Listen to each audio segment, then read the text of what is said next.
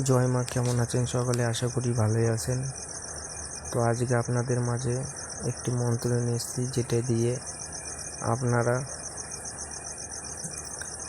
যে কোনো ব্যক্তির, যদি কোনো ব্যক্তির উপরে কোনো তান্ত্রিক ক্রিয়া করে বন্ধ করে রেখে দেওয়া হয়, তার গুণ মন্ত্র বন্ধন বা তন্ত্রমন্ত্র বন্ধন বা ব্যবসা বাণিজ্য বন্ধন, চাকরি বন্ধন, কর্মবন্ধন, ভাগ্যবন্ধন, আয় উন্নতি বন্ধন ইত্যাদি।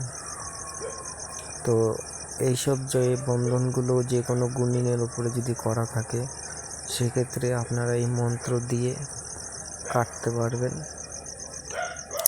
তো মন্ত্রটি আপনারা দেখতে পাবেন স্ক্রিনে। মন্ত্রটি যে কোনো শুভ দিন দেখে 108 বার পড়ে মুখস্থ করে নেবেন। মুখস্থ করা হয়ে গেলে মন্ত্রটি এবার আপনাদের প্রয়োগের পালা।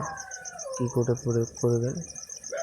শনিবার, মঙ্গলবার, অমাবস্যা, পূর্ণিমা দেখে শ্মশানে বা রাস্তা মোড়ে যেয়ে সূর্য ওঠার সাথে সাথে সূর্যের দিকে